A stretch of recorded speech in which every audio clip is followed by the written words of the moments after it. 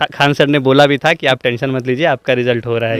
ये मेरा दूसरा प्रयास था और इसमें 40वां रैंक हासिल हुआ। मेरा पूरा का पूरा प्रिपरेशन सेल्फ स्टडी बेस्ड ही रहा है और ये मैं क्लैरिफाई करना चाहता हूँ क्योंकि बहुत सारे कोचिंग वाले फ़ोटो और रैंक लगा करके दिखाते हैं कि हमारा स्टूडेंट था। आसपास के लोगों की परेशानी, खुद भी मैंने बहुत चीज़ें फेस की है फैमिली के प्रॉब्लम के कारण या कुछ और भी चीज़ें थी। मुझे लगा कि आई कैन कंट्रीब्यूट बेटर, जा सकता हूँ मैं इसमें, अच्छे से कर सकता हूँ, तो वहीं से इच्छा उठी थी करने की। इन लोगों का जो नज़रिया था मुझे देखने का वो बदल गया। मेहनत करने वालों को सफलता आसानी से मिल जाती है। इस बात को नालंदा के पुआरी गांव निवासी अशोक शर्मा के पुत्र अंकित कुमार ने सिद्ध करके दिखाया है। घर में ही सिर्फ स्टडी कर इन्होंने बीपीएससी 68वीं में 40वां रैंक प्राप्त किया है। सामने में आपको अंकित अपने माता पिता के साथ नजर आ रहे हैं। मूल रूप से ये नालंदा जिले के पुआरी गांव के रहने वाले हैं। कैसे इन्होंने पढ़ाई की, गांव में रहकर ही इन्होंने सब कुछ किया है और सफलता के मुकाम तक पहुंचा है। सब कुछ ये बताएंगे कि आखिर कैसे इनकी प्रारंभिक शिक्षा दीक्षा हुई, इनके पिताजी क्या करते थे, क्योंकि निश्चित तौर पे सफल होने वाला व्यक्ति ही अपने सफलता का राज बता सकता है और असफल होने वाला व्यक्ति अपने असफलता का राज बता सकता है कि आखिर उन्हें असफलता कहाँ मिली थी, और सफल होने वाला ये बताएगा कि सफलता कैसे मिली। क्या नाम हुआ आपका?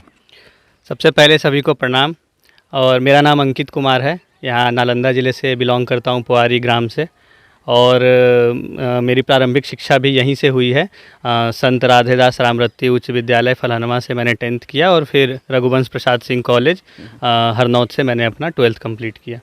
फिर ग्रेजुएशन मेरा मैकेनिकल इंजीनियरिंग में हुआ है भारतीय विद्यापीठ यूनिवर्सिटी पुणे से, और 2021 में मैंने कंप्लीट किया ग्रेजुएशन। उसके बाद से मैं प्रिपरेशन में था। अच्छा अंकित जी, पिताजी क्या करते थे? मेरे फादर आर्मी रिटायर्ड हैं। अच्छा, आर्मी से रिटायर्ड हैं। आर्मी से रिटायर्ड थे जी। तो पापा देश सेवा करते थे। बेटा को ये कहाँ से जज्बा आ गया कि हमें बीपीएससी कंप्लीट करना है, यूपीएससी कंप्लीट करना है? ये जज्बा आपको कहाँ से आ गया? तो मैं ग्रेजुएशन लास्ट ईयर में जब था तो उस समय सभी लोग प्लेसमेंट्स वगैरह में बैठ रहे थे। मैंने स्किप किया उसको और यहाँ आता जाता रहता था मैं, तो मुझे आसपास के लोगों की परेशानी, खुद भी मैंने बहुत चीज़ें फेस की है फैमिली के प्रॉब्लम के कारण या कुछ और भी चीज़ें थी जिसके कारण ब्लॉक में दौड़ना, इधर उधर करना, तो मुझे लगा कि आई कैन कंट्रीब्यूट बेटर, जा सकता हूँ मैं इसमें, अच्छे से कर सकता हूँ, तो वहीं से इच्छा उठी थी करने की प्रिपरेशन। कौन सा प्रयास था इस बार आपका? 67th में भी मैंने दिया था, पीटी मेरा क्लियर हो गया था। मेंस में 4 मार्क्स के लिए मेरा फाइनल नहीं मतलब इंटरव्यू के कट ऑफ से मैं पीछे रह गया था। ये मेरा दूसरा प्रयास था और इसमें 40वां रैंक हासिल हुआ। यानी 68वीं में 40वां रैंक हुआ और 67वीं में असफल हो गए थे जी। यानी असफल और सफल दोनों आप बन गए। तो दोनों राज आपको मालूम होगा। जी बिल्कुल। असफल हुए थे तो लोग की क्या प्रतिक्रिया रही होगी, क्या लोग कहते होंगे? ऑब्वियसली जब हम असफल होते हैं तो कहावत है कि फेलियर जो है वो इंडिविजुअल फेलियर होता है और सक्सेस जो है वो कलेक्टिव सक्सेस होता है। जब हम सफल होते हैं तो हमारे साथ बहुत से लोग सफल होते हैं, खुश होते हैं, लेकिन आदमी जब फेल होता है तो फेलियर में अकेला खड़ा होता है, अपनी कमियों को देखता है, कैसे उन कमियों को सुधार सकते हैं, आगे बढ़ सकते हैं। तो ऐसा ही फेज़ मेरे साथ भी था, उस पर काम किया मैंने और रिजल्ट भी आया। नहीं, क्योंकि आपको मालूम होगा कि हम कहाँ असफल हुए, है ना? जी। असफल व्यक्ति ही सफलता का राज भी बता सकता है जी। ना? तो मेरा 67th में एक डीआई का पूरा क्वेश्चन गलत हो गया था। अच्छा। जीएस पेपर 1 में, उसमें मैंने गलत डेटा उतार लिया था, तो मुझे वहाँ से समझ में आया कि प्रेशराइज होना बहुत ख़राब चीज़ है एग्ज़ाम हॉल में। वहाँ पे कामनेस मेंटेन करना सबसे नेसेसरी है, और उसके अलावा निटी ग्रिटी पे काम किया मैंने, जैसे इंट्रो को और बेटर करना है, फैक्ट, डेटा, कंक्लूजन, इन सब को छोटी छोटी चीज़ों पे बार बार काम करते हुए, प्रैक्टिस करते हुए चीज़ों को सही किया मैंने, इम्प्रूव किया। अच्छा, पढ़ाई कैसे आप करते थे और कहाँ पढ़ाई करते थे, किन किन चीज़ों की पढ़ाई करते थे?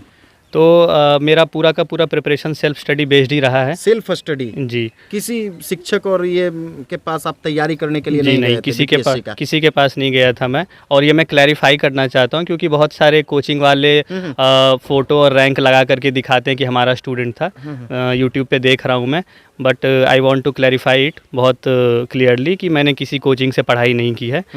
इंटरव्यू के लिए मैं मॉक देने गया था कुछ कोचिंग्स में, जैसे कि परफेक्शन में दिया था मैंने, खान ग्लोबल स्टडीज़ में दिया था और BCW BPSC Khan sir concept के वाला पास? जी दिया था। खान सर ने बोला भी था कि आप टेंशन मत लीजिए, आपका रिजल्ट हो रहा है इस बार। खान सर पहले कह दिए थे कह दिए थे कि फाइनल हो जाएगा इस बार। जी जी कह दिए तो थे। फिर दोबारा खान सर से मिले कि नहीं? सर ने कल बुलाया था मिलने के लिए, कॉल किया था, लेकिन बहुत ज़्यादा ठंड थी तो माँ ने मना किया तो मैं नहीं जा पाया। जाके मिलूंगा, लेकिन पटना जब भी विजिट करूंगा तो जाके मिलूंगा सर से।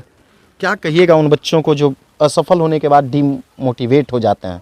आप भी डिमोटिवेट हो गए होंगे, है ना? क्या कहिएगा उन बच्चों को? तो मेरा मैसेज यही है उनके लिए भी, और जो फ्यूचर एस्पिरेंट्स हैं जो तैयारी करना चाहते हैं उनके लिए भी मेरा मैसेज यही है कि आपको असफल करने के लिए बहुत सी कमियां हैं, हर इंसान के अंदर होती हैं। उनके ऊपर काम करना और बड़े सपने पालना, यही सफलता की कुंजी है। आप जितने बड़े सपने पालेंगे, उसके पीछे जितने ज़्यादा एफर्ट्स लगाएंगे, सफल होने के चांसेस उतने ज़्यादा बढ़ेंगे आपकी लाइफ में। कौन साथी मिला है आप लोगों को डिपार्टमेंट? मेरा रूरल डेवलपमेंट ये ऑफिसर का है। यानी वीडियो बन जाइएगा, है ना? जी बिल्कुल। गांव वाले लोग अंकित के नज़र से देखेंगे या वीडियो साहब के नज़र से देखेंगे? रिजल्ट आने के बाद ही चेंजेस शुरू हो जाते हैं लाइफ में। बहुत सारे लोगों के एक्सपेक्टेशंस बढ़ जाते हैं आपसे। मुझे पर्सनली अपने अंदर कोई खास चेंज नज़र नहीं आता है, लेकिन लोगों का जो नज़रिया था मुझे देखने का वो बदल गया।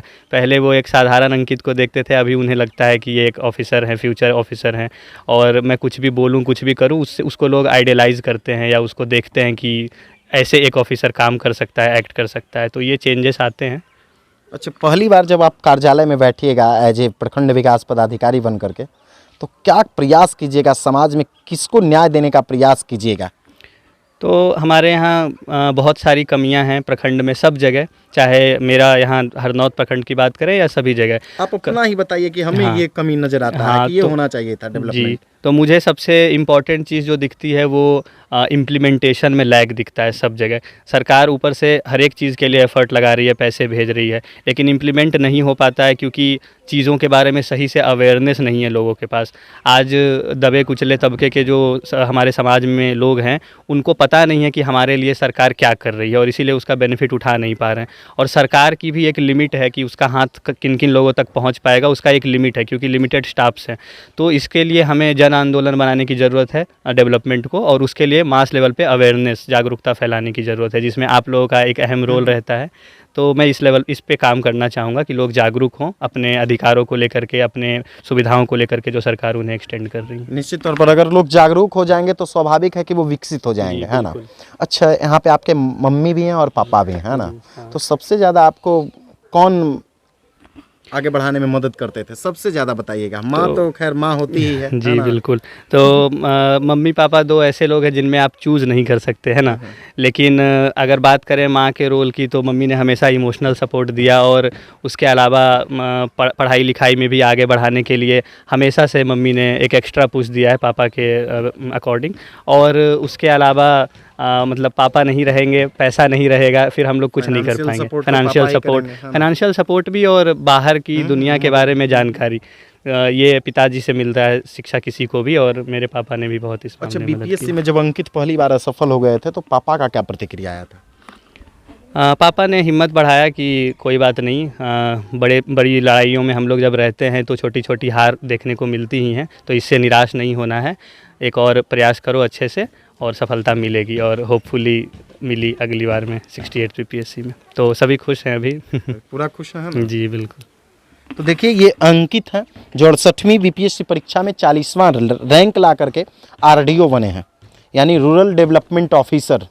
अब ये प्रखंड में प्रखंड विकास पदाधिकारी के पद पर पदस्थापित होंगे, समाज सेवा करेंगे, लोगों का काम करेंगे।